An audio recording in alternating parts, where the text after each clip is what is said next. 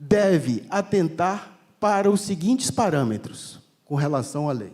Os percentuais de reserva de vaga devem valer para todas as fases do concurso. A reserva deve ser aplicada em todas as vagas oferecidas no concurso público, não apenas no edital de abertura. E o que nos interessa bastante aqui: os concursos não podem fracionar as vagas de acordo com a especialização exigida, que é o que a Universidade Federal de Viçosa tem feito, que é o que outras poucas universidades federais têm feito. Aliás, muitas delas aqui do estado de Minas Gerais, como vocês vão ver. Carol, você pode voltar. Aí, volta. Essas são as, salvo engano, 11 universidades, 11 universidades que ainda fracionam as vagas nos editais dos concursos para professores em universidades. Veja, fracionar significa aqui que dificilmente vai ter sistema de cotas, né, para docentes negros e negras nas universidades federais. Entre elas está a Universidade Federal de Viçosa, né? Bom, agora, quando a gente mostra 11, tem-se a impressão de que as outras estão indo bem e muito bem. Você pode voltar mais uma? Aqui é o gráfico, né, da evolução de quando as universidades pararam de fracionar as vagas. Veja, a lei é de 2014. Em 2014, apenas 5 universidades imediatamente não fracionaram as vagas. Ou seja, apenas 5 universidades fizeram os seus concursos para docentes de tal forma que havia possibilidade de ter a implementação do sistema de cotas, porque as vagas estavam aglutinadas em editais. E isso foi evoluindo. Mas percebam também que o grande salto é a partir de 2018, né? Que 7 universidades passaram a aglutinar vagas. 2019 continuou aumentando, mais 8. 2025, 2021, 7, né? E assim sucessivamente. Para este ano de 2004, 2 universidades vão começar a aglutinar vagas. Inclusive, salvo engano, a da professora Andréa Lopes, né? Que aprovou a resolução, não sei se foi no início desse ano ou no final do ano passado. Por isso que vai começar agora. Foi no meio do ano passado. Mas ainda não tinha feito, por isso que eu coloquei 2024. Da mesma forma, a ONB aprovou uma resolução que as vagas que os editais têm que aglutinar vagas, mas só salvo engano, em setembro do ano passado que a ONB aprovou essa resolução, mas não teve nenhum concurso ainda. Veja, quando a gente olha esses dados e vê que o grande salto é a partir de 2018, a gente também pode perguntar, por que tem esse salto em 2018? Foi por autonomia universitária? Não. Esse salto e esse aumento começou a ter porque uma instituição importante em nossa sociedade, né, ouvindo as demandas dos docentes negros, começou a questionar as universidades, o Ministério Público Federal. Eu não me lembro se a Unirio foi questionada pelo Ministério Público Federal, mas a maioria dessas universidades que começou a aglutinar as vagas em editais para implementar o sistema de cotas, isso se deu muito em função de ter havido recomendações ou processos mesmo do Ministério Público Federal contra as universidades. Ou seja, não foi por autonomia universitária. Eu gostaria de ir caminhando para a conclusão, por causa do tempo, eu esqueci de marcar, não sei. caminhar para a conclusão dizendo o seguinte, que sempre digo isso e falava isso nas minhas aulas para os meus estudantes, que estou vendo ali, pelo menos uma delas ali no final, está sempre presente, duas, que nada cai do céu. Né? Nada cai do céu. Só aquela vaquinha lá do filme do conto chinês, que cai do avião, né, e tal, mas, enfim, nada cai do céu. Bom, o Ministério Público também está questionando as universidades, porque está tendo pressão dos movimentos sociais negros com relação a isso. Né? E isso indica, novamente, a importância de um ator fundamental nessa sociedade, que muitas vezes é atacado por intelectuais brancos brasileiros, especialmente das ciências sociais, né? Que é o movimento negro brasileiro. Os movimentos sociais negros brasileiros provocaram o Ministério Público que questionaram as universidades, e as universidades começaram a possibilitar a implementação do sistema de cotas para professores e professoras negras nas universidades. Mas, mais do que isso, os movimentos sociais negros estão democratizando esse país. Né? Há uma intelectual famosa, Nilma Lino Gomes, colega da gente, né, de todos nós aqui e de alguns presentes, que tem um livro cujo título é O Movimento Negro Educador. Eu acho que o movimento negro ele é educador, mas ele é um revolucionário pacífico, porque não levantou nenhuma arma contra ninguém, não deu golpe contra ninguém. E hoje a gente participa de uma universidade em que há vários estudantes negros. Diferente da minha geração, creio que da professora Andréa também, em que a gente praticamente era o único estudante negro da turma. Né? Então, o movimento negro tem possibilitado a entrada não só de estudantes negros nas universidades. E por que eu digo isso? Porque a atual lei de cotas na graduação, a 12.711, o critério de entrada na universidade é para estudantes de escola pública. Muita gente fala que é a lei de cotas raciais. Primeiro que eu não trabalho com o termo cotas raciais, né? Essa é uma lei de cotas para estudante de escola pública, com subcotas para estudantes pretos, pardos, indígenas, posteriormente, em dezembro de 2016, pessoas com deficiência e, agora, recentemente, quilombolas também. Mas o primeiro critério de entrada é estudantes de escola pública. E por que é importante frisar isso? Porque estudante de escola pública tem de tudo enquanto é cor. E essa demanda do movimento negro, que não era essa exatamente, mas que resultou nessa lei, possibilitou a entrada de centenas de milhares de estudantes pobres de todas as cores, num espaço historicamente dominado pelas elites técnico-burocráticas brasileiras e intelectuais. Portanto, esse não é só um movimento educador, esse é um movimento revolucionário. Revolucionário de uma perspectiva de buscar a melhora nessa universidade, não só nessa universidade, mas das universidades e do ensino brasileiro.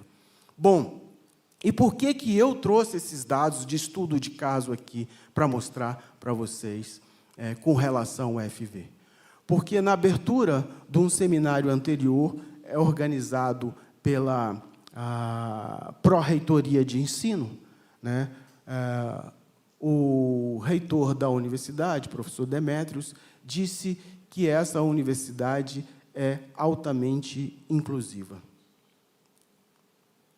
Bom, ontem o professor de o pró-reitor de pós-graduação disse que, para a gente afirmar algumas coisas, a gente teria que ter dados. Então, eu estou trazendo esses dados para perguntar se essa universidade é altamente inclusiva. Bom, e o que isso tem a ver com a discussão de pós-graduandos negros? Afinal de contas, o seminário é pós-graduandos negros. E o título da mesa, né, como lembrado aqui, tem a ver com ações afirmativas, né, e universidade. O que essa minha fala tem a ver com isso? Veja, quem faz pós-graduação, em geral, no Brasil, né, quem faz pós-graduação, a tendência é ir para a academia. Uma academia que não está contratando professores e professoras negras, mesmo tendo uma lei que obrigue essa contratação. Então, na realidade, eu queria ter apresentado esses dados, primeiro, para a instituição, para não ficar um tom de acusação, até para mostrar para a instituição, olha aqui, né, o que está acontecendo. Né? Então, isso é legal? Isso é viável? Né? Qual o objetivo quando se publica uma lei, né, de incluir coletivamente negros? O objetivo é incluir negros. Essa universidade está incluindo negros coletivamente? Veja, esse meu trabalho não é um trabalho pioneiro. Esse meu trabalho, na realidade, é um trabalho que surgiu não só porque tinha essa pesquisa antes do Flávio Divino, que eu tinha orientado, mas porque o professor Luiz Melo fez um trabalho pioneiro de verificar todas as universidades brasileiras. Mas ele fez um trabalho braçal muito mais hard do que o meu, porque a metodologia dele foi pegar edital por edital de cada universidade e verificando, né? Eu fiz a minha metodologia um pouco diferente. Eu pedi os dados da própria universidade. Portanto, os dados, concluindo, está chegando o bilhetinho aqui, portanto, os dados que eu trago e a metodologia é um pouco diferente, muito diferente da do professor Luiz Melo, mas mostra, né, praticamente o mesmo resultado, só que agora com informações da própria universidade. Não sou eu que estou dizendo isso, é a universidade que disse, por meio desses dados, que, apesar de existir uma lei, 12.990, ela não contratou nenhum docente negro ou negra durante esses 9 anos e meio de existência da lei. Para finalizar, eu gostaria de fazer uma única pergunta. Quem é aluno de pós-graduação aqui? Bom, tem até bastante, né? Tem uns 10, né? Tem até bastante. Mas quantos alunos de pós-graduação tem nessa universidade? Negros. Acho que vocês vão apresentar os dados, mas mesmo esses dados, mesmo sendo pouco, com certeza deve ser muito mais do que 10. Bom, era isso que eu tinha que apresentar. Espero ter contribuído para essa discussão, né? Muito obrigado e vamos em frente. Obrigado.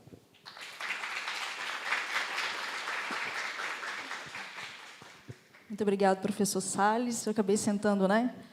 Um cerimonial não tradicional faz coisas não tradicionais. Então, agora eu já passo automaticamente a palavra à professora Andréia e vou ficar aqui do lado já, para ficar aqui ao meio, que aí eu vou falando do tempo mais certinho.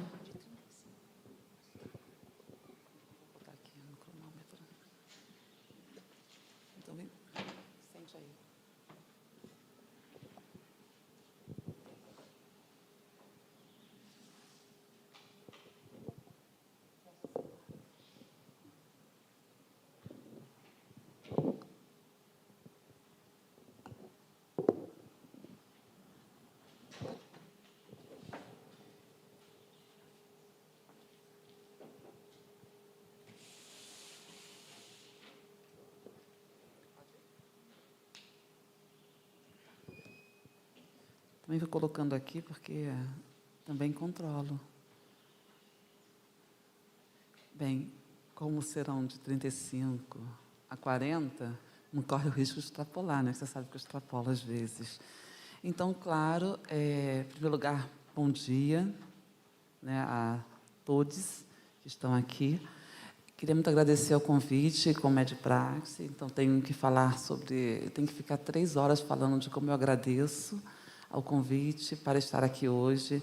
É claro, primeiro é o projeto, que é Presenças Negras em Programas de pós-graduações, e aí depois eu vi o subtítulo, que é Emergências e Agências, o que diz muita coisa, quando nós falamos em agências, na ciência brasileira. Agora, é claro que, nominalmente, a professora Maria Simone Euclides, que eu acho que eu não a conheci, mas eu sei que é linda, que é a coordenadora do projeto, mas aí o professor Salles já levantou vários outros nomes que eu não pude acessar, porque eu pesquiso, né? Fiquei pesquisando por dentro do site, só vi o seu nome, que tem a foto lá linda, mas também queria agradecer as demais.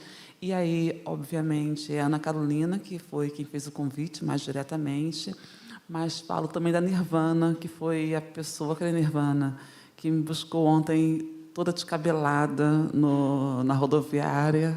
Está diferente hoje, né? Hoje tomei banho, então cheguei hoje e ela me trouxe aqui também uma simpatia. Então, eu sou muito bem acolhida, fui muito bem acolhida aqui. E, claro, compartilhar a mesa com o Salles Augusto, que já conheço de obra há algum tempo. Mas eu preciso fazer também um outro agradecimento, porque é o retorno à Viçosa, porque eu estava mencionando que frequentei Viçosa entre 94 e 2006, 2007. Então, foi uma cidade e uma universidade que eu conheci muito, eu passava muito tempo aqui, tanto que ontem fiquei procurando os lugares, acabei indo para o Tiquenim, não sei se vocês conhecem Tiquenim, ainda foi eu atrás do Tiquenim, procurando Moreiras, procurando Moela, atrás de Lances Lu, que não existe mais. Então, e hoje minha promessa é cachorro-quente de R$5, porque não existe isso no Rio de Janeiro. Então, daqui eu vou comer cachorro-quente na pracinha, eu preciso fazer um negócio desses. Então, oi. Isso, será que eu ainda lembro? É recente? Me levem, por favor, para criar novas memórias, para o próximo evento vir atrás do Bar do Cabelo. Sério? Mas o Tiquenim existe, eu fui lá ontem. É isso? Então, mas a memória afetiva, né?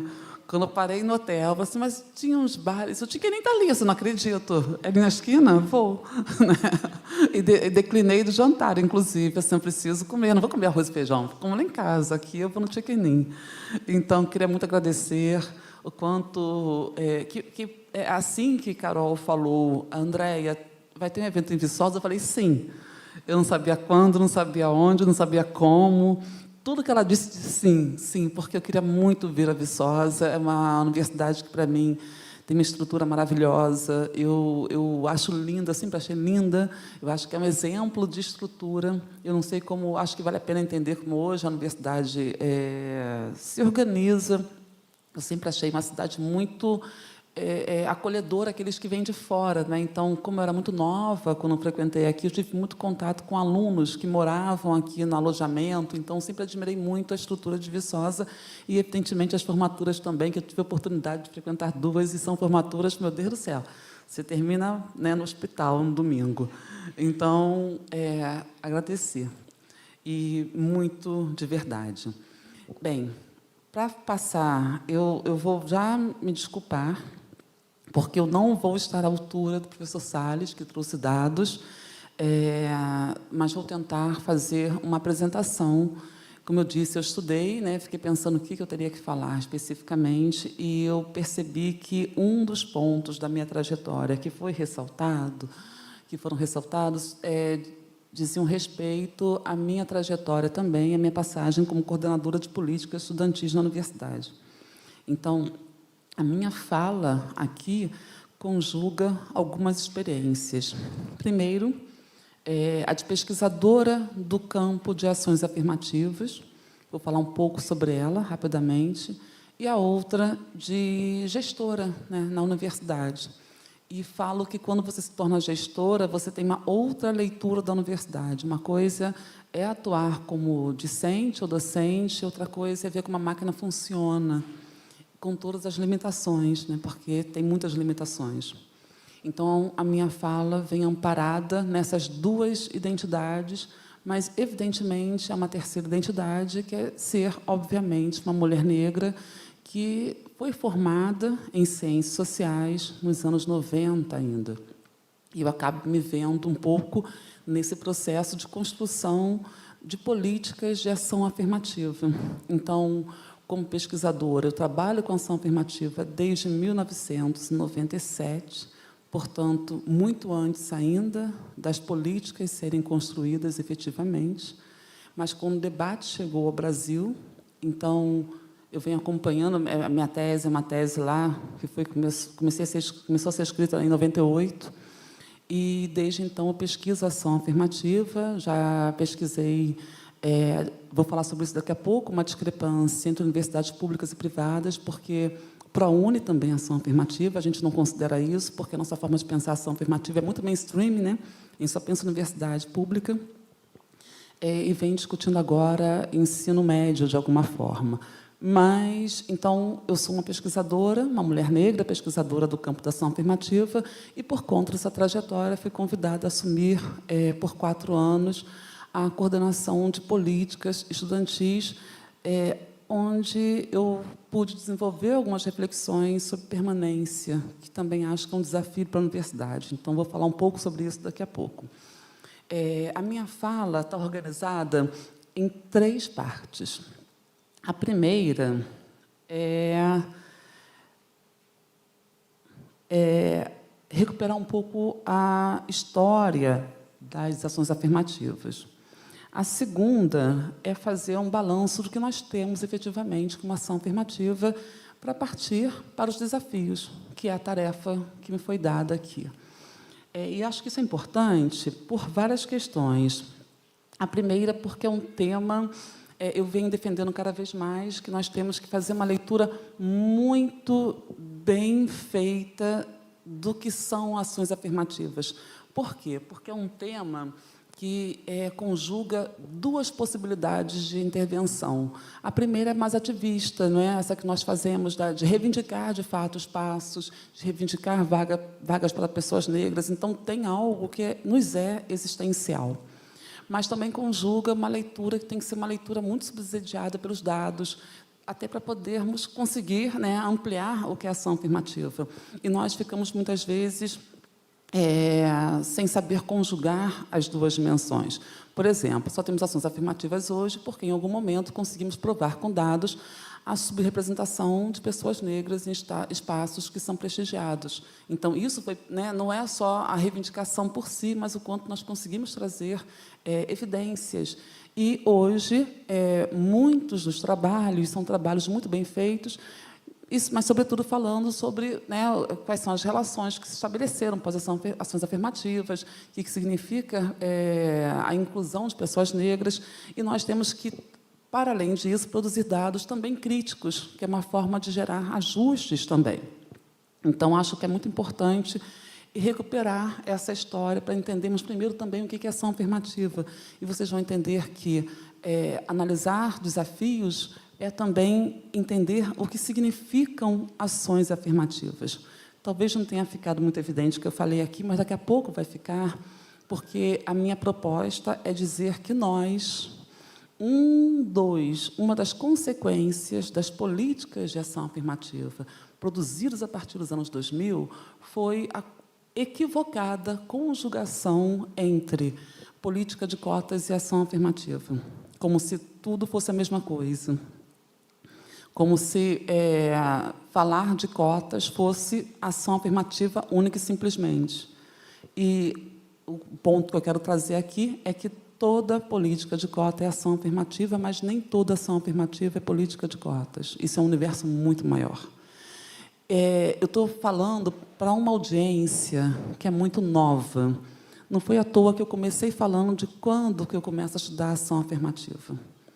E eu começo trazendo para esse momento, por quê? Porque quem começa agora, isso aí em qualquer campo, tem uma tendência a fazer a leitura do momento. Então, quem começa a pesquisar a ação afirmativa agora, por muitas vezes, está pensando na cota, no ensino superior e na universidade, sem entender que tem uma trajetória maior e que o nosso desafio é universidade e além da universidade. Então, é para esse caminho que eu vou na minha fala, da recuperação da história das ações afirmativas, para, então, entendermos o que é que nós temos, para, então, discutirmos quais serão os nossos desafios. Está colocado ainda para quem está atuando. E, quando eu falo de recuperar a história, esse é um trabalho que traz uma importância em várias dimensões. A primeira é, como eu disse, recuperar processualmente, entendermos o que significa, de fato, isso. Acho que tem uma dimensão também geracional. A ação afirmativa ela nos impõe uma questão geracional muito forte, que talvez não esteja muito bem percebida, mas tem uma dimensão geracional. Vem se formando uma nova geração de jovens intelectuais negros com outras questões que são apresentadas. Então, esse processo geracional nos leva àquilo que o Salles já falou aqui, que é também considerar que trajetória é essa que começa com intelectuais negros ou com ativistas negros que hoje não foram incorporados na academia, por exemplo. Então, qual o papel do movimento negro? Então, não é só entender que teve uma política e produziu inclusão, mas que existe um campo de debates que vem desde os anos 60. E é para aí que eu quero falar dessa recuperação da história da ação afirmativa. Um outro ponto que eu acho que nós temos uma confusão é que a ação afirmativa vem sendo entendida como inclusão. Então, política de acesso, inclusão é ação afirmativa, está simples, e não é isso. É para além disso. Bem, vamos lá, então. Então, a primeira coisa é definir o que é ação afirmativa. Ação afirmativa é qualquer forma, assim, num sentido muito superficial e rápido, é qualquer forma de promoção de grupos historicamente subrepresentados e não valorizados. Então, mecanismos da sociedade civil e políticos podem ser e devem ser entendidos como ação afirmativa. Eu faço uma distinção, tem um texto que eu publiquei em 2003 falando sobre isso, eu categorizo iniciativa de ação afirmativa e política de ação afirmativa, porque é muito importante para entendermos como ela se constituiu no Brasil. Vamos falar sobre isso daqui a pouco. Até porque, no Brasil, a ação afirmativa não começa no campo político, começa no campo da sociedade civil. Então, as primeiras medidas de ação afirmativa foram produzidas ainda nos anos 80 e 90. Então, nós falamos de 20 anos de cotas, de ação afirmativa, mas são 20 anos de cotas no ensino superior. Nós temos 40 anos de ação afirmativa no Brasil. Então, recuperar isso é muito importante para nós entendermos as potencialidades e para onde nós podemos ainda avançar quando pensamos mecanismos de promoção de grupos subrepresentados, e, no nosso caso, estamos falando, obviamente, de grupos raciais, falando de pessoas negras, que é o nosso caso aqui, o objeto da nossa intervenção, da nossa fala. Significa, então, que, quando nós pensamos ações afirmativas, nós não podemos dissociá-las de um processo de agência do movimento negro, que começa a se reorganizar ainda nos anos 70. Então, é um movimento negro que se potencializa, é um movimento negro que rompe com um discurso de democracia racial, e aí, do campo da literatura das relações raciais, nós temos que entender que a ideia de democracia racial foi um grande pacto, um grande pacto nacional, inclusive com setores do movimentos negros da década de 40, e que cria uma ideia de unificação nacional, de construção de identidade, que é rompido nos anos 70, sobretudo com o MNU, e com a reorganização do movimento negro e com a apresentação de pautas que são pautas muito importantes. Um dado profundamente relevante é o quanto que o movimento negro ele consegue, aí não é exclusivo do movimento negro. Há toda uma literatura de movimentos sociais que mostra o quanto que, na América Latina, os movimentos, sobretudo de gênero e movimento negro, se aproximaram da política institucional. Então, para a gente entender o que nós temos hoje, nós temos que entender que houve uma aproximação entre setores do ativismo com o campo da política institucional, e não é à toa que Abdias Nascimento se aproxima do PDT, nós temos o CAO, que era do PDT, que nós temos Lélia Gonzalez no PDT, depois PT, que nós vamos entender o quanto a MNU se aproxima do PT.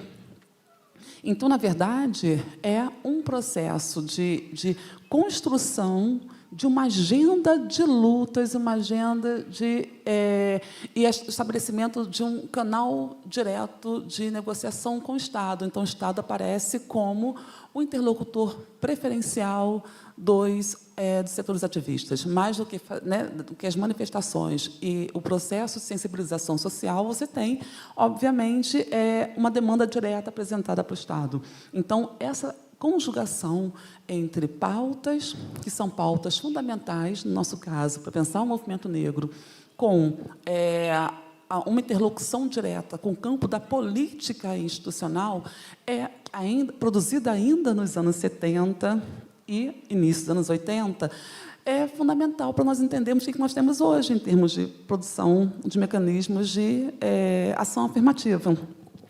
Isso se revela, então, no que nós entendemos como as primeiras ações afirmativas que não foram produzidas no campo da educação. Foram produzidas no campo da memória. Eu sou uma professora que atua em 2 programas de pós. Um, ciência política, e outro, em memória social. Então, quando nós pensamos o campo da memória social, nós vamos ver que as primeiras ações afirmativas se referem à memória e preservação da cultura negra. Então, quais foram? Eu vou aqui fazer uma lista das primeiras ações afirmativas que nós tivemos. Em 1984, o tombamento da Serra da Barriga, que era a sede do Quilombo de Palmares. Em 1988, 86, que é o tombamento do terreiro da Casa Branca, que é o primeiro terreiro de candomblé a existir, e fica em Salvador.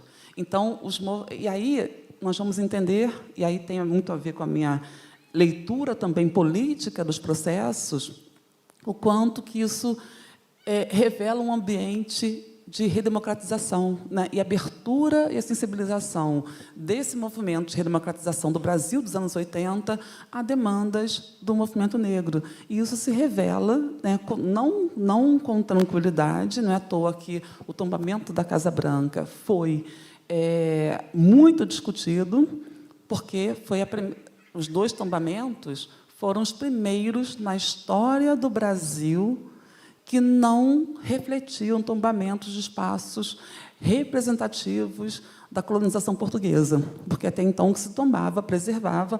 Tombar é dizer, vamos preservar. Isso aqui agora vai ser um patrimônio. Eu estou patrimonializando. Até então, os grandes exemplos de tombamentos, patrimonializações, eram o quê? As igrejas, quase todas de Minas Gerais. Né? E são igrejas que representam e que refletem justamente essa colonização portuguesa. Então, olha o simbólico que é ter o tombamento da Serra da Barriga, que é um espaço de resistência, e o tombamento do terreiro da Casa Branca. É ação afirmativa. Nós tivemos, depois, um plano nacional do Centenário da Abolição, a criação da Fundação Palmares, e o reconhecimento na Constituição de Territórios Quilombolas. Então, olha o quanto que nós tivemos um caminho de construção. Assim, o que isso tem a ver com a universidade? É porque eu estou mostrando que a nossa luta está para além da universidade. Ela está na universidade e é uma luta muito maior. Nós temos que ampliar o espectro de ação afirmativa. É um desafio que nós temos. Discutir a universidade e discutir também o universo. Como que nós reduzimos o espectro, ganhamos muita coisa, e agora é hora também de voltar a abrir esse espectro de lutas.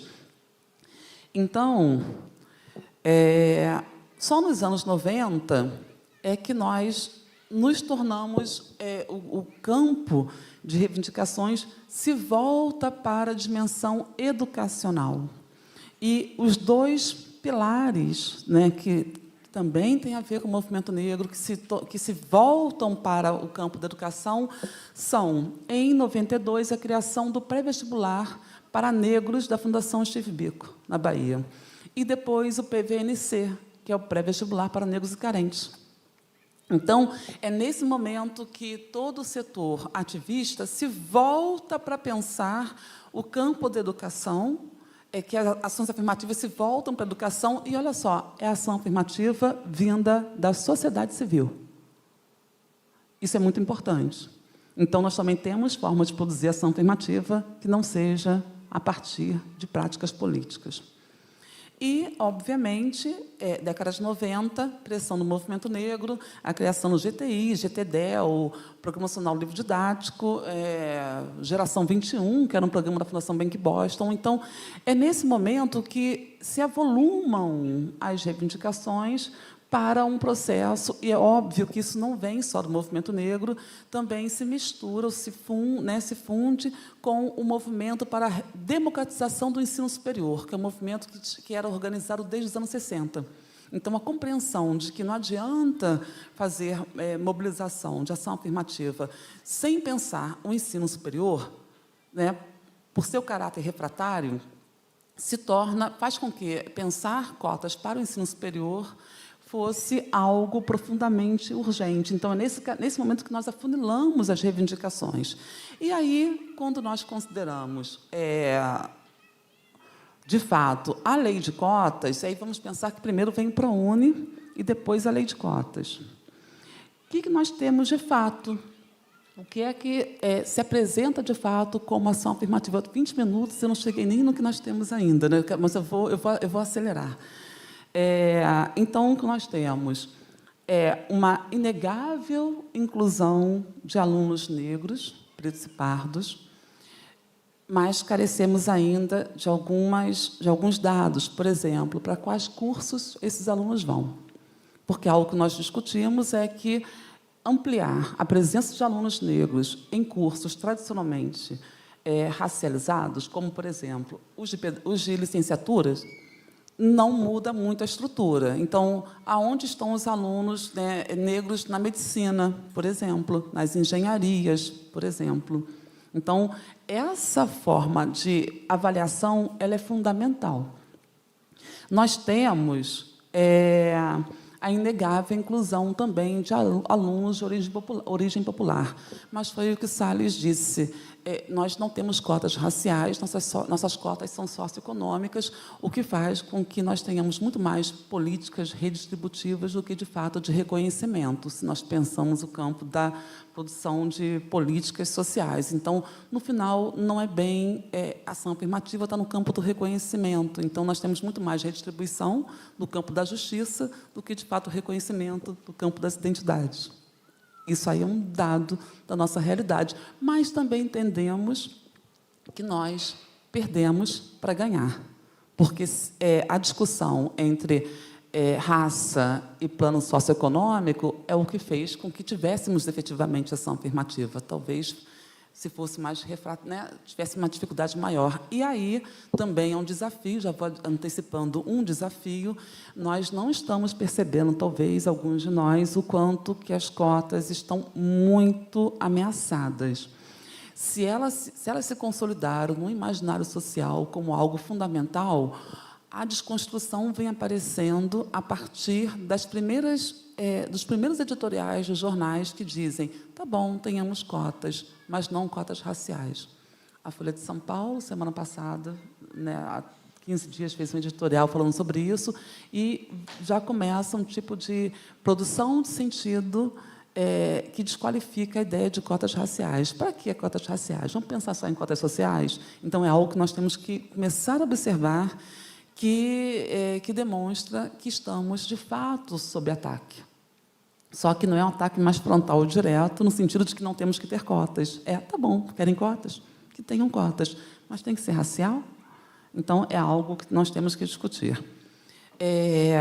Nós temos uma efetiva, aí, não diretamente quando nós pensamos a universidade, uma racialização do debate público. Então, essa é uma consequência também da ação afirmativa. Não é mais possível fazer nenhuma discussão sem pensarmos em relações raciais. Isso aí o Brasil que não produzia reflexão sobre relações raciais é um Brasil que não existe mais. professores são confrontados, pesquisadores são confrontados. Tem uma fala, eu tinha que ter resgatado, do meu ex-professor, Carlos Rasenbaum, que dizia: é impossível trabalhar com favela sem falar que tem pessoas negras em favela. Ele dizia isso nos anos 80. Como é que se produz trabalho sobre presídios sem falar da população negra em presídios? Então, hoje, isso já não é mais uma possibilidade. As pessoas são confrontadas. E existe um debate, um sentido de pensar relações raciais que foi produzida na sociedade para além das, como consequência, desdobramento da ação afirmativa. Do mesmo modo, nós já não discutimos desigualdades sociais nem políticas sociais sem pensar em raça. Então, é esse o caminho para o qual nós fomos. Quando nós pensamos na universidade, o que nós conseguimos também é o debate sobre presenças negras na pós-graduação, mas ainda é um grande desafio. É um grande desafio. A pós-graduação ou as pós-graduações se configuraram como um dos passos ainda resistentes a práticas de democratização, de acesso e de inclusão. Eu sempre provoco quando eu falo isso, que eu acho muito interessante, porque um dos discursos, que agora já é obrigatório que se tenha cotas, mas nós acompanhamos a virada, um dos discursos era: mas para quê? Se a pessoa já acessou na universidade, já se formou, as discrepâncias foram resolvidas. E claro que não foram resolvidas. Um bom exercício é olhar que o acesso à pós-graduação, em muitos casos, pressupõe domínio de língua estrangeira. O que significa estabelecer uma prova de língua estrangeira quando professores não produzem em outras línguas? Quando se tem no doutorado tem que fazer prova de francês. Qual professor que publica em francês? Por que está reivindicando que você faça uma prova de francês quando a literatura não vem em francês, quando o professor não publica em francês e não fala francês? Mas por que isso ainda é um exercício de avaliação e de processo de seleção? Porque, na verdade, a gente não conseguiu desconstruir com as barreiras que o sistema impõe, não obstante a luta para o acesso e para a inclusão. Então, ainda temos desafios. Já estou mostrando o desafio que nós temos em termos de pós-graduação. Ainda temos aí uma agenda de lutas que é gigantesca.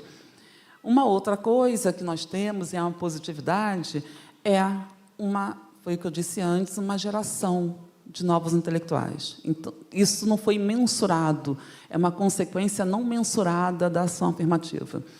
Efetivamente, o acesso e ingresso de jovens negros e periféricos produziu uma outra geração. Eu escrevi um texto sobre geração de ação afirmativa e campo intelectual, que eu venho refletindo sobre, no campo das ciências sociais, essa geração de intelectuais. Isso é muito importante, porque essa forma de ser da universidade, dessa nova geração, ela transformou a universidade também. Então, óbvio que a universidade hoje vive um choque geracional. Então, são alunos que trazem outras perspectivas intelectuais, outras propostas, são alunos que confrontam muito mais, alunos que conseguem produzir sentido de coletividade. Isso que o Salles falou, que éramos os únicos, nos dava um sentido de individualidade na universidade. Então, geralmente, éramos poucos e nos enquadrando no ethos, num ethos que é um ethos hegemônico da universidade. Era cada um por si. O que não nos permitiu um sentido de coletividade. E isso se expressa nos coletivos hoje. Isso se expressa nos projetos tal como esse que vocês têm aqui. Então, isso era impensável nos anos 90. Mas, ao mesmo tempo, não desmerecendo essa geração, foi a geração que auxiliou, e também é um campo que tem que ser investigado, auxiliou a ação afirmativa, porque foi a primeira geração que consegue acessar a universidade, sobretudo por conta do projeto Reúne. A gente não consegue entender a importância do Reúne para a transformação da universidade. Muitos de nós que não acessamos para a ação afirmativa, ajudamos a construir ação afirmativa e políticas de cotas de inclusão à medida em que entramos antes pelo Reúne, ainda que individualizados, porque é ali, por dentro da universidade, que nós pautamos também.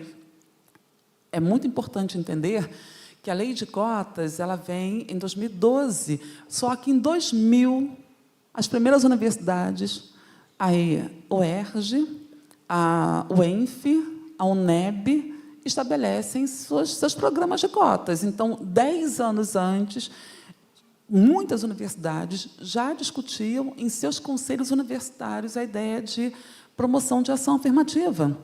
Então, o que a lei de cotas faz é unificar, porque ela unifica à medida em que impõe que todas as federais tenham que ter. O que ela faz é ela impõe que aquelas que ainda eram refratárias, em especial o FRJ, que era uma das maiores resistências, tenham que, por força de lei, adotar ação afirmativa. Mas esse debate estava colocado em todas as universidades do Brasil, porque, desde os anos 2000, era uma força que vinha crescendo, e as universidades internamente discutiam isso. E, claro, que internamente pressupõe também falar com os pares docentes, que são, sobretudo, pares que foram, em grande parte, pares que acabaram acessando por conta do Reúne.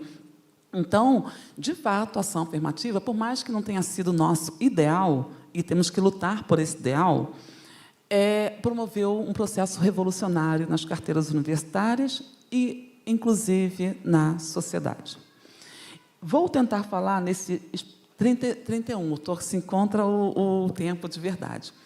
Vou falar um pouquinho, então, do que eu estou chamando de desafios. Então, vocês entendem, me perdoem, porque eu estou correndo e está tudo muito... Eu estou dando um panorama, e se eu estiver não explicando alguma coisa, por favor, me questionem depois.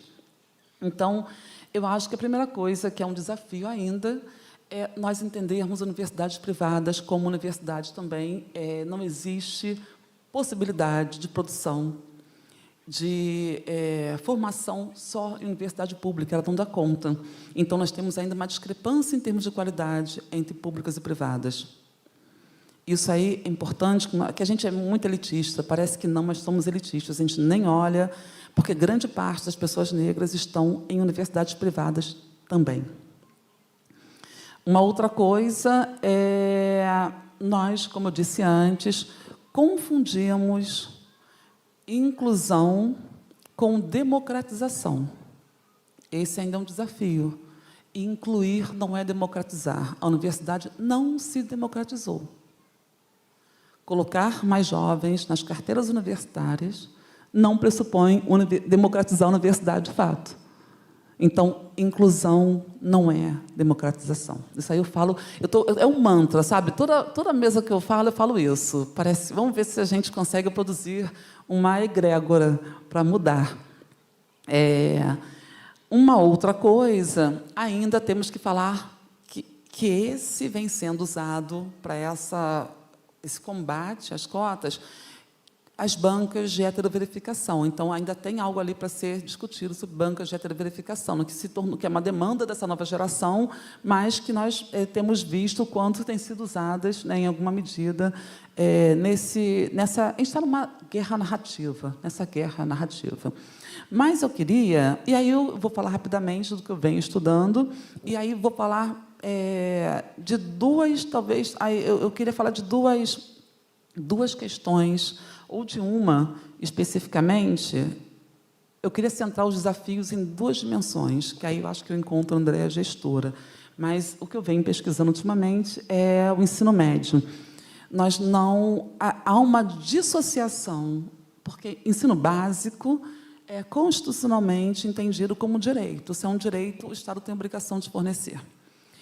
Ensino superior é entendido como uma conquista individual. Então, a nossa cognição é uma cognição que diz isso aqui é ensino básico, aquilo lá é ensino superior. Então, são formas de entender diferenciadas. Significa que nós não conjugamos análise entre ensino médio e ensino superior. E nós entendemos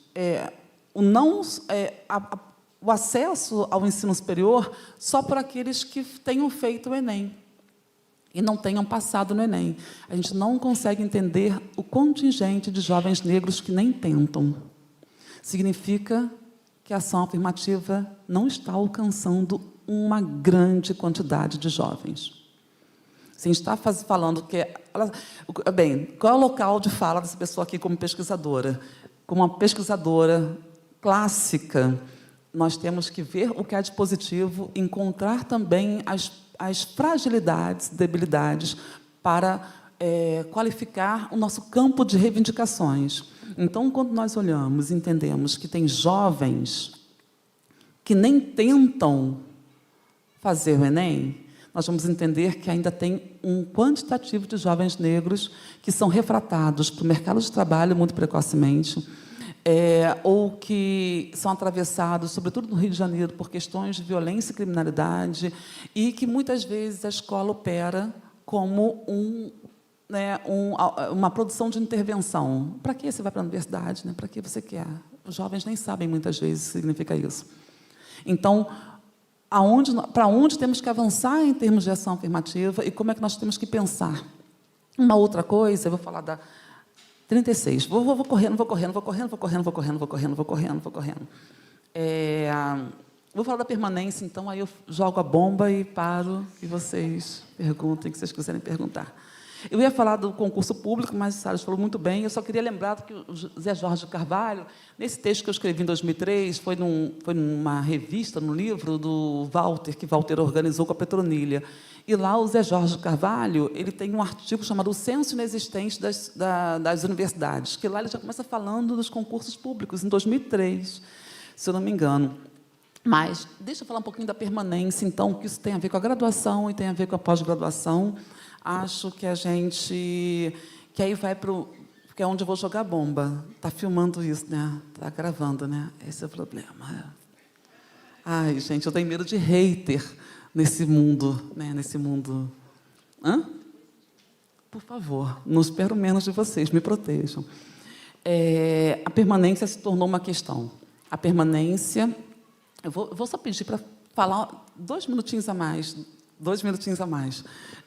A permanência se torna uma questão.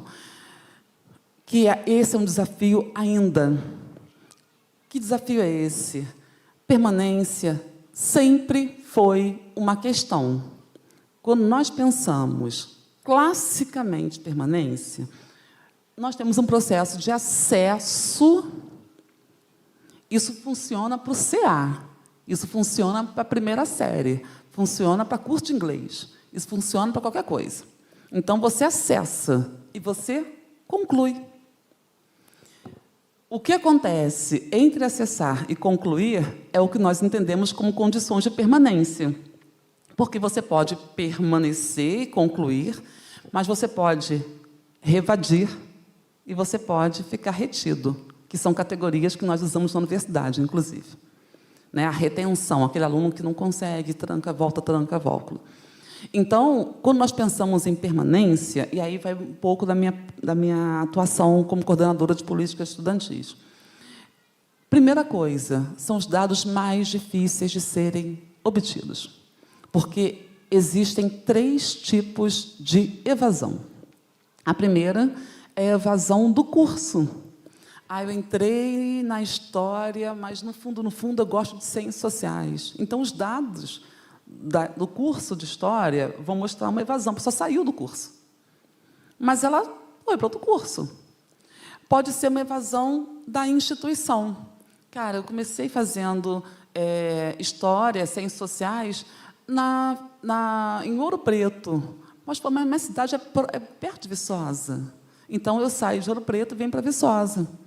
Agora tem, que tem a evasão do sistema. Não quero mais, parei.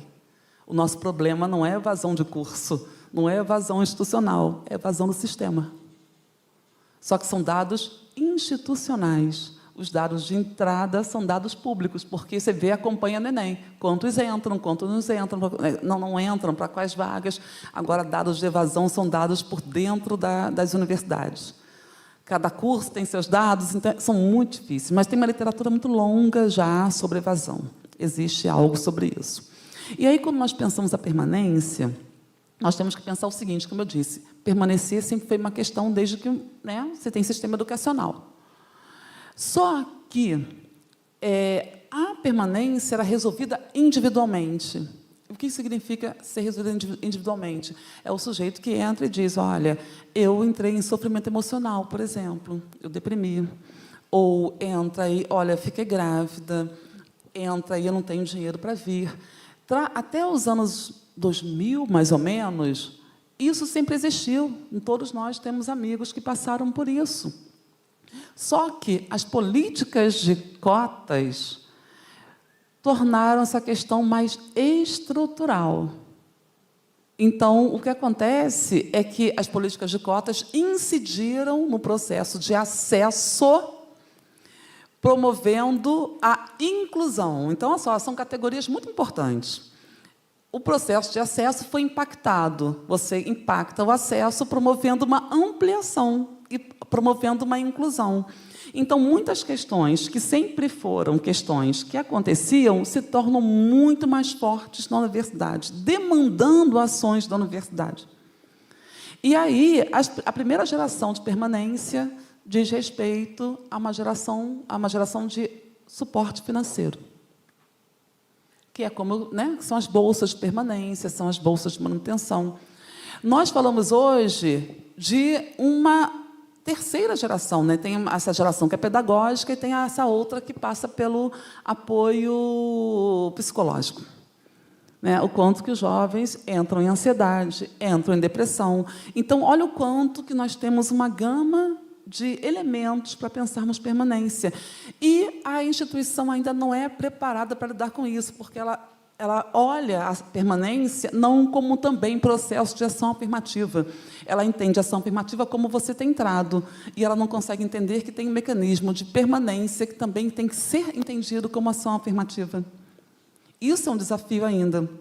E coloca na conta do sujeito, na conta desse aluno, muitas vezes. Né? Então, é esse aluno que tem que se resolver. Então, e aí a gente tem que entender que a universidade adoece, mas a gente está num mundo que adoece também. Então, como lidar com essa situação? Que é um desafio... Estou fechando, eu falei que é mais um, estou fechando. Que é um desafio... Gente, que vergonha, né? Se me der 20, eu vou. Se me der não sei o que lá, eu vou parar agora. Mas aí é a bomba que eu vou jogar. Que eu sempre falo isso. Um desafio também é defender uma universidade de qualidade. Porque a maior ameaça à ação afirmativa, ela vem a partir do ataque à própria universidade. Então, nosso momento agora, para garantir a ação afirmativa, é garantir também a existência de universidade. Esse se torna um grande problema, porque nós temos que entender qual é o papel da universidade também quando nós pensamos ação afirmativa, porque aí vem do meu local, como coordenadora de políticas estudantis, quais são os limites da universidade quando nós pensamos em termos orçamentários. Porque existe uma confusão, nós temos que conjugar universidade, política institucional universitária, ação afirmativa e política pública. Esse é um dos maiores desafios. Não ficou evidente, não. Vou explicar agora. Muitas das questões que aparecem na universidade só aparecem à medida que temos um modelo de política social cada vez mais privatista. Então, muitas das demandas que aparecem na universidade são demandas que deveriam ser resolvidas no campo das políticas sociais. Por exemplo, aqui, é claro que uma universidade com uma peculiaridade que é, né, viçosa, mas pensando na minha universidade, que é a Unirio, que fica num campo urbano, fica no meio da zona sul do Rio de Janeiro, mas os alunos, para se deslocarem para lá, saem, pegam, muitas vezes, ônibus, pegam trem, depois pegam outro ônibus para Botafogo e tem que chegar no outro ônibus. Quem não conhece Viçosa, eu fico no pé do Pão de Açúcar. É bom para falar, porque as pessoas ficam no pé do Pão de Açúcar, mas é longe para caramba. Os alunos demandam transporte da universidade, quando, na verdade, essa é uma questão de transporte, de política de transporte. Segregação espacial tem que ser pensada. Como que é tudo feito para o aluno não chegar. Os alunos cada vez mais demandam acesso ao bandejão para seus filhos e seus parentes na universidade. Só que, como é que você pensa uma universidade que tem que formar alunos, mas que, né, acaba tendo que alimentar ou tendo que discutir a alimentação de parentes? Então, que política pública que está faltando? Quando nós pensamos, por exemplo, o próprio trabalho do apoio psicológico. Nós temos um SUS, nós temos serviços de apoio. Então, isso parece que está tudo dissociado, parece que a universidade virou um microcosmos que tem que resolver. E como que nós podemos potencializar a ação afirmativa, ao mesmo tempo que temos que entender essa conjugação fundamental com o campo. Nós não estamos aqui num espaço fechado, hermético. A gente tem que lidar o tempo inteiro. Acho que o maior desafio é defender a universidade, garantindo que ela possa existir também diante de uma realização de um conjunto de políticas públicas efetivamente... realmente efetivas, né? Tinha um outro exemplo, só para fechar, que eu falei disso. Por exemplo, na Unirio, tem um coletivo de mães que discute creche, mas é impossível ter creche na universidade, na Unirio, porque creche faz parte do registro da discussão da pedagogia. Você tem que ter concurso para ter creche. E, se você tem uma creche pública na universidade, ela não é para as mães, ela é para a sociedade. Então, nada garante que as mães vão ter vagas para seus filhos. Então, eu acho que um dos maiores desafios, quando nós pensamos também em ação afirmativa e sua manutenção, é não esvaziá-la e tentar como avançamos em um cenário de conjugação maior, em um cenário de sensibilização para a nossa própria realidade. Eu falei de 3.000 coisas, que são todas minhas agendas de investigação, de pesquisa, daquilo que eu falo sempre, eu tentei conjugar tudo, e espero não ter sido piorado mais do que ajudado. Muito obrigada mais uma vez. Para esse tempo, né? Para esse tempo. Então, muito obrigada, professor Salles, muito obrigada, professora Andréia. Eu vou passar aqui para a gente fazer uma rodada. A gente começou um pouquinho atrasado, às 10h15, 10h20. A gente vai estender só um pouquinho aqui o inicinho da tarde, mais uns 10, 20 minutos, para a gente ter a oportunidade de vocês perguntarem um pouco mais. Gente, tem uma expressão que eu estou usando muito lá agora, é a gente gastar um pouquinho esses pesquisadores que estão aqui com a gente. E, novamente, antes de passar aqui para a gente para a rodada de perguntas, eu quero agradecer o Cristiano, que está aqui com a gente, porque os servidores estão em greve, o Cristiano só vai entrar amanhã para poder estar aqui dando esse suporte para a gente. Então, Cristiano e toda a equipe do SEAD que veio nos dar esse apoio, nosso muito obrigada. E a gente vai pegar só um pedacinho do seu almoço, tá bom? Agora mais 20 minutos, mas a gente volta logo menos. E obrigado de novo. Então, vou passar aqui para a gente fazer uma pequena rodada de... A gente faz um bloco de 3 perguntas. Aí, para que os palestrantes também conheçam seu nome, eu possa auxiliar aqui na mediação, fala o seu nome e aí faz a pergunta para a gente poder seguir. A gente já começa com a professora Daniela. Eu vou pedir... Lídio, você ajuda a gente com o microfone?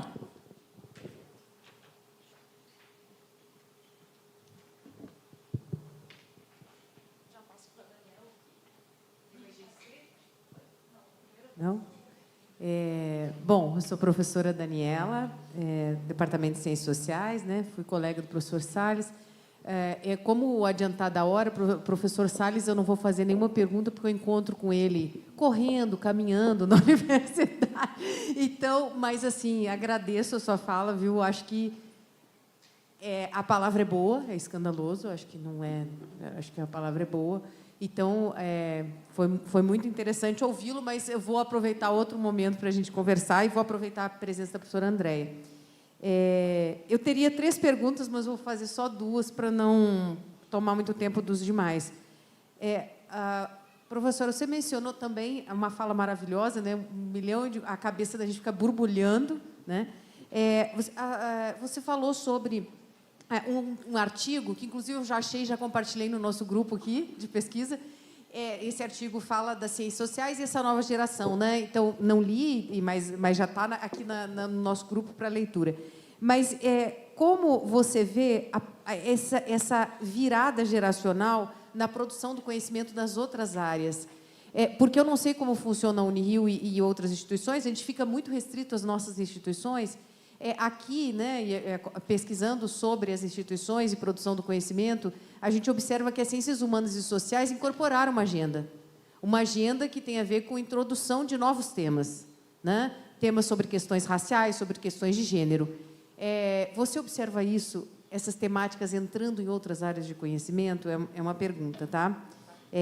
A segunda pergunta é sobre política de ação afirmativa, uma pergunta mais para a gestora, né? Nós observamos um crescimento muito grande da discussão sobre saúde mental na universidade. Esse é um tema cada vez mais presente em todos os fóruns, em todos os momentos, isso aparece, a própria gestão coloca esse tema, mas eu vejo com grande preocupação quando esse tema é um tema voltado para o indivíduo. Então, olha, precisamos de mais psicólogos, nós temos aqui uma divisão psicossocial. Precisamos de mais psicólogos, precisamos de mais psiquiatras, precisamos de mais horários de atendimento. E me parece que tem uma questão aí, né, que não está sendo pautada, que é a questão coletiva, né? Que uma parte, a gente, claro, não tem dados, até porque esses atendimentos são sigilosos, né? E devem ser, tem que ser, mas me parece, pela vivência com os estudantes, que nós conhecemos, que estão próximos a nós, eu sou professora do curso de Ciências Sociais, que uma parte importante das questões ali são coletivas, inclusive as questões de permanência, não só socioeconômicas, mas simbólicas de permanecer na universidade. Desculpa se tomei muito tempo, obrigada. Mais alguém?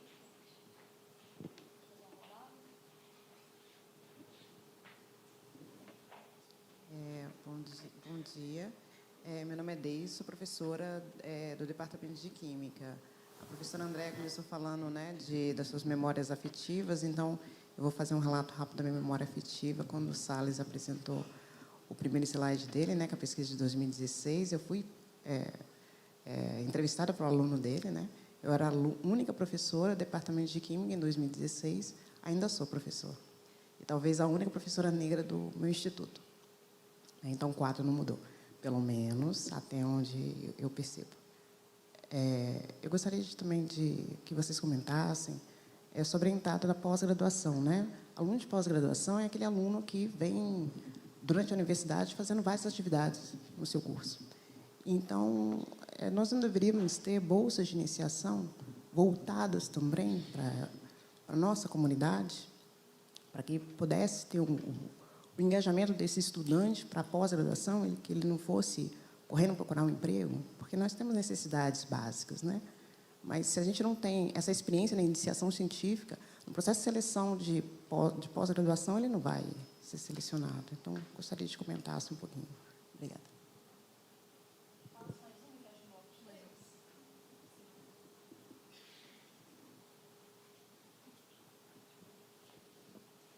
Bom dia, meu nome é Ana Flávia, eu sou estudante da pós em agroecologia. Eu tenho 3 perguntas, mas eu acho que vai dar para meio que juntar. Mas é rapidinho, são, acho que, rápidas de responder. Professor Salles, eu não sei muito bem como é que funciona a universidade, na questão de como que fazem esses editais e tal. Aí minha pergunta é, quem que é o responsável por fazer? Se são os departamentos que têm essas iniciativas de aglomerar os cargos, né? Ou se seria a responsabilidade da reitoria, não sei o que seria. E, professora Andréia, me chamou muita atenção quando a senhora falou dos jovens, né, de por que eles não querem entrar no ensino superior. Aí eu queria saber da senhora o que poderia ser feito para incentivar esse acesso, né, esse interesse em buscar um ensino superior. E, pegando o gancho da parte de atendimento psicológico, a pergunta que me veio é qual que é a raiz do problema? Porque existe uma demanda pelo atendimento, mas, geralmente, quais são as causas que fazem os estudantes, não sei, ter algum tipo de problema, depressão ou ansiedade? E o que pode ser feito para atingir a raiz e não ficar só dando esses, não sei se seria paliativo, não sei, sabe, só resolvendo o problema em si, não a raiz. É isso, obrigada.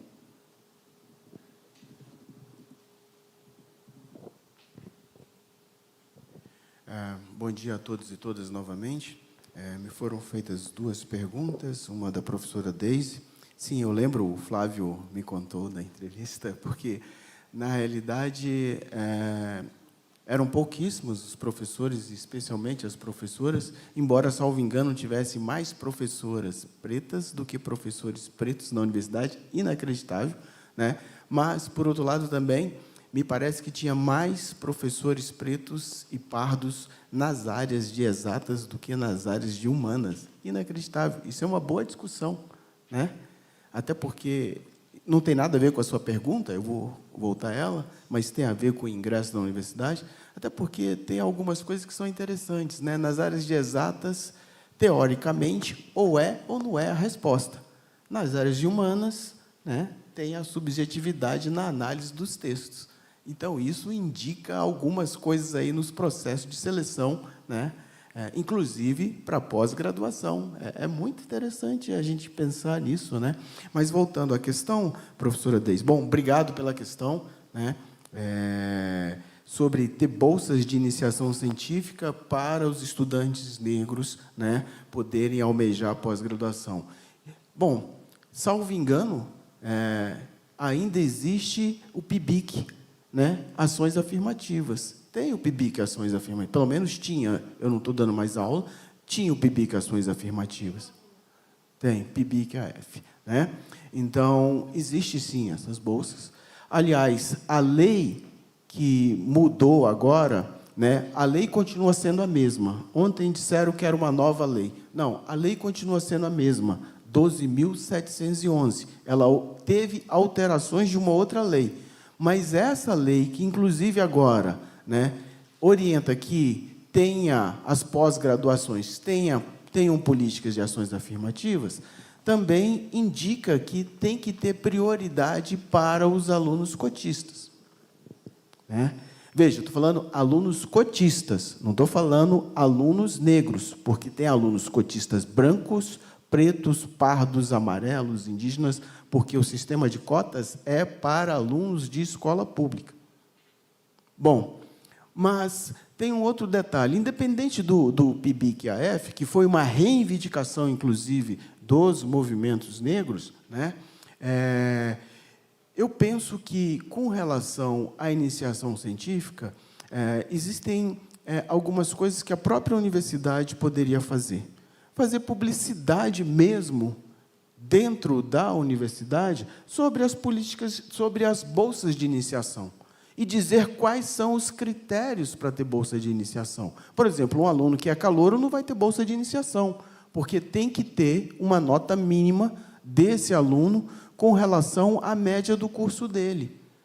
Então, eu sempre fazia isso com os estudantes que passaram, né, que foram meus alunos e falavam que queriam ter bolsa de iniciação. Eu falei, isso não é uma questão só de querer, é uma questão de disciplina e de estudo, né? Aliás, me lembro que uma das discussões que a gente tinha na UNB é que alguns professores queriam que os alunos fossem militantes de defender o sistema de cotas. Eu sempre dizia, à época, que a melhor militância era ser excelente estudante, porque havia uma desconfiança com relação aos estudantes. Então, o que a gente pode fazer também é sempre indicar para os alunos a possibilidade de ter bolsa de iniciação científica. Mas tem que ter notas boas. E, para ter notas boas, tem que ter disciplina para estudo. Por que eu falo tem que ter disciplina para estudo? Porque eu parto do princípio que todos são inteligentes. Mas a inteligência também não cai do céu. Você tem que exercitar ela, você tem que estudar. Então, a gente tem que dizer para os nossos estudantes, de uma maneira geral, independente da cor deles, que tem que ter disciplina para estudo, né? Estudo não é algo, eu sou inteligente, vou lá e faço. Não, a gente tem que... Por exemplo, a gente estava conversando ontem, eu, a professora Daniela Alves, a minha companheira, Viviane Lopes, Quando a gente vai dar aula, a gente revê os textos, lê tudo de novo, coisas que a gente faz há 10, 15, 20 anos. Eu já li textos assim, não sei quantas vezes, porque a gente esquece. Tem que ter disciplina para estudar. Então, tem as bolsas, mas eu acho que a gente tem que publicizar e indicar como a gente acessa essas bolsas. Estou falando da gente. Mas a instituição também pode fazer isso. Assim como eu também acho que um dos maiores erros das universidades, independente do MEC, aliás, a primeira vez que eu vejo o MEC fazer propaganda sobre políticas de ações afirmativas na televisão foi esse ano. Nunca vi uma única universidade informar a sua região, que há políticas de ações afirmativas na universidade. É inacreditável isso. Pasmem, a maioria dos alunos que estuda aqui na UFV não é da cidade de Viçosa, é de fora de Viçosa. Como que você tem uma universidade nessa cidade e que são pouquíssimos estudantes da cidade? Inclusive, a grande maioria que entra é de estudante branco, não é estudante negro. Incrível isso. Falta de publicidade também. Tem estudante que acha que entrar aqui paga. Paga não só no sentido de pagar a mensalidade, mas paga para entrar no campus. Alguns alunos falavam isso para mim em sala de aula. Bom, mas essa é a questão, rapidamente, longamente, vamos dizer assim, desculpa, sobre política, sobre as bolsas de iniciação científica. Isso não significa que elas são muitas, mas elas existem. Mas isso também depende do nosso currículo. Porque, para ganhar uma bolsa de iniciação científica, os professores têm que produzir, têm que pesquisar, têm que publicar. Então, isso depende também de nós, enquanto docentes, ter um currículo decente, no sentido de participar ativamente da vida acadêmica. Com relação à pergunta da Flávia, sobre quem é o responsável para elaborar o concurso. Veja, pegando um exemplo simples e concreto que está aqui na minha frente, a professora Daniela teve um concurso aqui no Departamento de Ciências Sociais. Uma professora aposentou, surgiu uma vaga na área de Sociologia e o departamento tinha e teve direito de repor essa vaga. Só que o departamento resolveu estabelecer qual prioridade seria para ingressar na área de Sociologia. Lá é Sociologia, Ciência Política e Antropologia. E o departamento, por suas discussões internas, achou que a prioridade agora era que tivesse um docente ou uma docente que estudasse gênero. Então, o departamento estabeleceu que a área, na realidade, de Sociologia, a sub-área seria estudos de gênero. E encaminhou essa demanda para a comissão de seleção, que é o local que faz todo o processo do edital. Então, veja, estou lembrando isso para indicar também uma discussão que a professora Andréa Lopes trouxe sobre o que são políticas de ações afirmativas. Elas não se resumem a sistema de cotas. E lembrem que, na minha fala, eu falei o seguinte: tipo de implementação técnica de ação afirmativa, e citei sistema de cotas. Mas a gente também tem estabelecimento de preferência, a gente tem também bônus, estabelecimento de bônus, a gente tem incentivo fiscal, tudo isso é tipo de implementação, além do sistema de cotas, tudo isso é tipo de implementação técnica de ações afirmativas. Por que eu estou lembrando isso? Para indicar o seguinte: se a UFV, quando vai fazer os concursos, estabelece um edital para cada sub-área, e isso faz com que a universidade não contemple a política de cotas, eu diria que o DCS, o UFV, deu um exemplo concreto de como a gente pode indicar outro tipo de política de ação afirmativa que não seja o sistema de cotas, mas que garanta a entrada de pesquisadores negros ou negras, teoricamente. Por exemplo, se o Departamento de Ciências Sociais tivesse indicado que queria um pesquisador ou uma pesquisadora da área de estudo de feminismo negro, muito provavelmente teria uma mulher negra fazendo essa seleção e passando. Ou seja, teriam várias mulheres negras. Porque quem tem estudado ultimamente feminismo negro são mulheres negras. Isso não significa que homens negros não possam estudar, que mulheres brancas não possam estudar e que homens brancos não possam estudar. Mas a tendência atual é isso. Veja, se a gente não tem e não tem como incluir por meio de sistema de cotas, a gente pode estabelecer, inclusive, outros mecanismos, e esse seria um mecanismo para tentar se incluir uma professora mulher negra na Universidade Federal de Viçosa. Mas isso são os departamentos que determinam. Evidentemente que a gente pode ter outros mecanismos, mas se a lei não dá conta, a gente pode pensar outras formas de política de ação afirmativa. E ontem foi dito aqui que a lei não tinha problema. Bom, a lei pode não ter problema, mas podem ter situações que a lei não abrange, e esse é um caso, e a gente pode pensar alternativas a isso. Obrigado. Oi, é isso, vou tentar ser rápida. Primeiro, agradecer muitas perguntas. Muito obrigada. Já vou antecipar, para não ter que repetir para várias, que muito aqui de resposta vai ter exercício de reflexão, né? Porque muitas pressupõem um conhecimento que não é o que eu tenho, que eu não possuo, então tem inferências aqui. E, é claro, para não ser leviana com os outros campos. Primeiro, muito obrigada, professora Daniela. Meu texto vai nas ciências sociais, porque é o campo que eu domino, que eu acompanho. Agora, pressuponho que as ciências humanas, de maneira geral, sejam muito mais sensíveis às questões que são questões que dizem respeito à realidade social. Você falou especificamente de temas como relações raciais e de gênero, mas eu ouço falar, por exemplo, perspectiva decolonial, que é uma ressignificação, inclusive, epistemológica, né? Nós entendemos como uma desconstrução das bases que fundaram o nosso fazer científico. Então, o campo das humanidades, certamente, é um campo que se apresenta, até porque é ali que começa, né? Muito mais sensível a isso.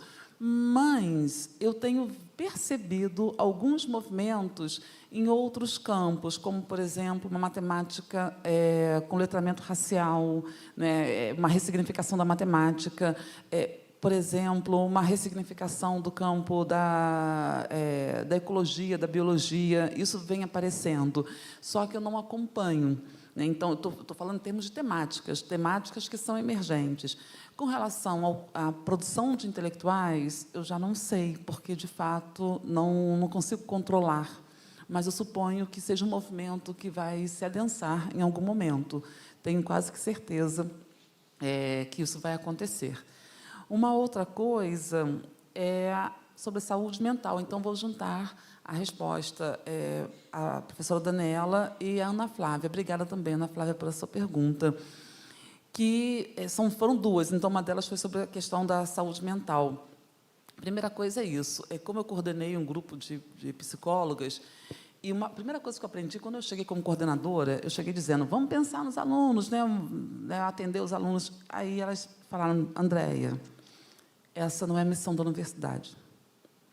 Não é que não seja atender os alunos, mas que como nós não somos do campo, nós não entendemos que a função da universidade não é dar tratamento clínico, porque existe, assim como tem a psicologia na escola, tem uma psicologia na universidade, no campo da educação, que não pode ser clínico, a não ser que a universidade tenha um curso de psicologia, aí você tem, tal como tem no direito, né, núcleo de prática jurídica, tal como tem na medicina, que você tem um setor que você tem um trabalho de extensão. Se tiver um curso de psicologia, você pode trabalhar como extensão, mas o conjunto de psicólogos, né, que é o da universidade, no meu caso, são 4 no Rio inteiro, não pode dar tratamento clínico, porque, na verdade, clínico é por um tempo muito longo. Então, imagina, os alunos tinham direito a 8 sessões. Como é que você dá apoio clínico para o aluno em 8 sessões? Diz, agora você vai embora que tem outro na fila. Não tem como, porque apoio clínico você encontra no sistema de saúde mental, de apoio à saúde mental, de atenção à saúde mental, que está nos CRAs, né, nos Centros de Assistência Social. Então, você tem esse apoio. A universidade não pode, não dá conta de fazer isso. O que na Unirio se faz, muitas vezes, é trabalho coletivo, trabalho, né, de rodas. Então, você tem um suporte em casos mais emergenciais, você, né, o aluno em crise procura, mas é um trabalho de apoio psicológico. E aí nós temos que entender o que significa o campo. Como nós queremos que entenda o nosso campo das ciências sociais, a gente tem que entender o que é o campo da psicologia. Então, tem um trabalho a ser feito, mas não pode ser um trabalho curativo individual, porque não comporta isso. Isso aí você faz na terapia, né, com apoio terapêutico efetivo. Então, isso já é algo que nós temos que entender. Quais são os limites efetivos. E eu, mais uma vez, como eu disse, tentando não ser leviana, eu suponho que, cada vez mais, nós tenhamos uma sociedade que adoece pessoas. E isso se apresenta na universidade. A gente fala, na universidade está todo mundo adoecido. Na verdade, está todo mundo adoecido no mundo. Então, a universidade ela recebe jovens que evidenciam esse mal-estar é generalizado. As pessoas estão todas muito mal, né? Tem muito transtorno de ansiedade, tem muita depressão, né? Então, é algo que nós temos que entender coletivamente, sim, mas dentro de uma lógica estrutural e não individual, né? Não é o aluno que está adoecendo, mas é um modelo social que está provocando alguns quadros de sofrimento emocional. Mas estou falando isso com muito cuidado, porque, mais uma vez, eu não sou psicóloga, eu não sou nem estudiosa do campo, então não posso produzir isso como uma afirmação. Eu produzo isso como uma suspeição, algo que daqui, né, eu observo. Com relação vou voltar para você, Ana Flávia, mas vou fechar aqui com a Deise. Eu acho que essa discussão sobre a entrada na pós é muito interessante quando nós pensamos essa conexão entre graduação e pós-graduação. Um dos grandes méritos que nós tivemos como movimento negro, como campo de reflexão, é subverter o mérito. Mérito era uma palavra, e aí você vai ver isso no texto, né, o quanto que nossa geração é uma geração que era associada com a meritocracia. Está vendo? Você entrou, todo mundo entra. Né? A gente, né, então, se você entrou, se você conseguiu, então nós somos associados com mérito. Mas uma forma de desconstruir mérito é uma nova categoria que vem disponível no campo do ativismo, que é privilégio. Então, não é que nós tenhamos mérito, alguns tiveram privilégios. Então, isso é muito importante. Por que eu estou falando isso? Porque a entrada na pós-graduação, a gente não consegue discutir isso. Ela também está condicionada ao quanto alguns alunos têm privilégios. Como, por exemplo, professores preferem os alunos que falam inglês, francês e alemão, preferem os alunos que têm uma maior qualidade de leitura, preferem os alunos... Então, tem um processo de seleção que começa na iniciação, que é um processo que reforça alguns privilégios. E, obviamente, quando nós chegamos na pós-graduação, você vai olhar um aluno, esse aqui escreve melhor, olha que prova maravilhosa, olha que leitura maravilhosa, olha que tudo maravilhoso. E, de fato, quando você contrapõe, dentro de uma lógica meritocrática, parece que um é melhor que o outro, mas, na verdade, um teve muito mais acesso à produção de um capital intelectual, um capital cultural, e o outro não teve. E isso vem sendo reforçado ao longo de toda a graduação. Eu concordo com tudo que o Salles falou e reforço que também é um trabalho, volta à questão geracional. A geração que está na universidade hoje, professores, é uma geração que ainda não conseguiu entender como subverter a lógica do mérito, porque nós nos pegamos dizendo isso, esse aqui sabe mais, esse aqui é melhor, né? Sem compreender o campo dos privilégios, que vai se reproduzir no acesso à pós-graduação, que vai se reproduzir depois, inclusive, em concursos públicos. Quando você vê, esse aqui discute muito mais teoria. Cara, você teve muito mais tempo para estudar teoria.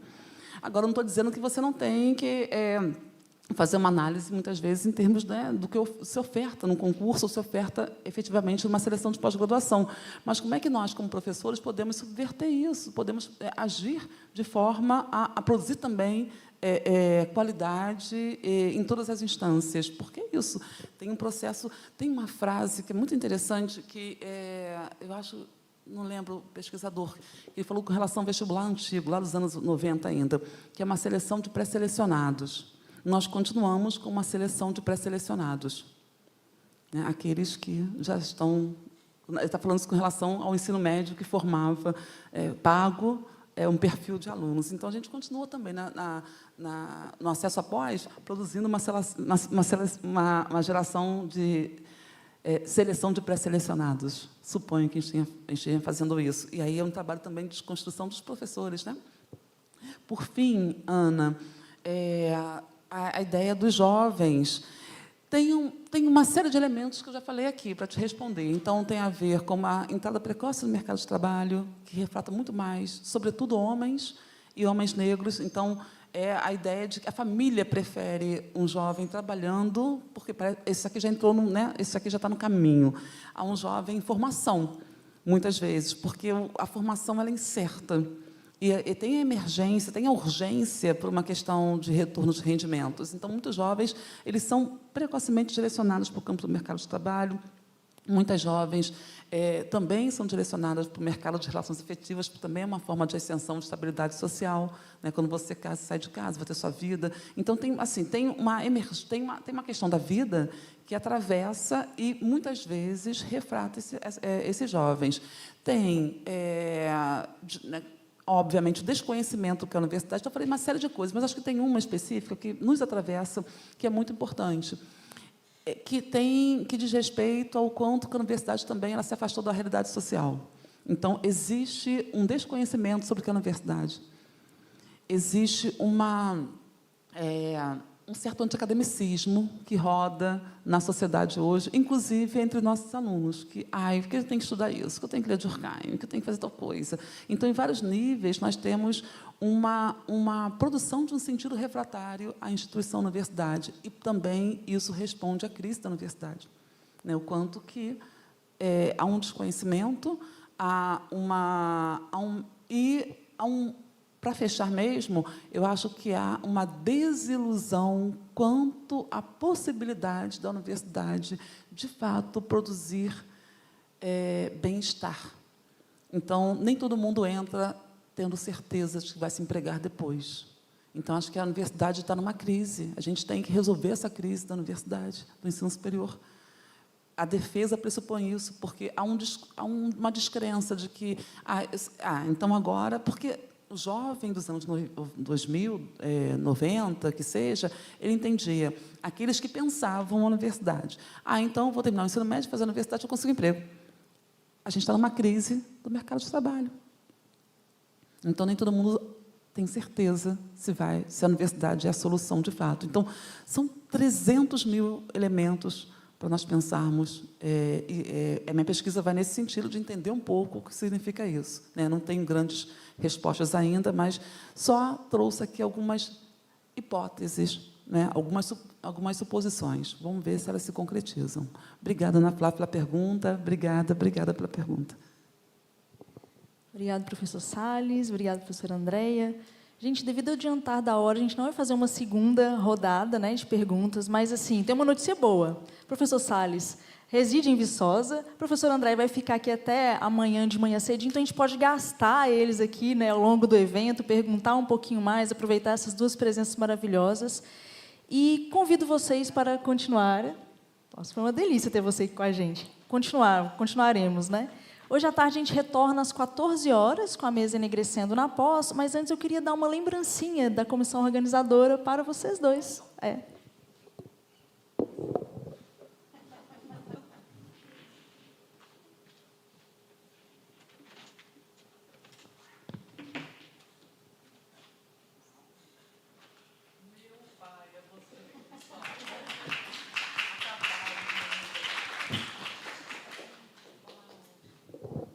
Então, é o melhor do Brasil.